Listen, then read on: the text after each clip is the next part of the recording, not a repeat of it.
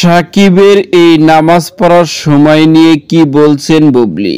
আর viewers, বিস্তারিত জানতে চ্যানেলটি সাবস্ক্রাইব করে সম্পূর্ণ ভিডিওটি দেখতে থাকুন। সুপ্রিয় দর্শক, টলিউডের অন্যতম সুপারস্টার সাকিব খান, যাকে নিয়ে সোশ্যাল মিডিয়া আলোচনা শেষ নেই। বর্তমানে চলচ্চিত্র জগতে একাই রাজত্ব করে যাচ্ছেন তিনি। দেশ এবং দেশের বাইরে একের পর এক ব্যবসা সফল সিনেমা উপহার দিচ্ছেন দর্শকদের, আর সেই কারণে তখন আলোচনার তুঙ্গে রয়েছেন তিনি। এরই মধ্যে 15 নভেম্বর সাকিব খানের আবারও দরদ নামে একটি সিনেমা মুক্তি পেয়েছে, যে সিনেমাতে সাকিব খানের বিপরীতে অভিনয় করেছে ইন্ডিয়ান সোনাল চৌহান, যাকে দেখে মুগ্ধ হয়েছেন হাজারো দর্শক ও ভক্তরা। কেননা সাকিব খানের সঙ্গে এই সোনাল চৌহানকে অনেকটাই সুন্দর লেগেছে পুরো সিনেমাতে। তার প্রমাণ হিসেবে দেখা যায় সামাজিক যোগাযোগের মাধ্যমে অনেকে তারকা ও ভক্ত তাদের সিনেমার রিভিউ দিচ্ছে, সিনেমাটি কেমন হয়েছে এমন সব মন্তব্য কিন্তু একের পর এক সোশ্যাল মিডিয়ায় শোনা যায়। তবে সাকিব খানের দরদ সিনেমার লুক, স্টাইল, গেট আপ সবকিছুই ভালো লাগারই মতো। সাকিব খান কথা বলার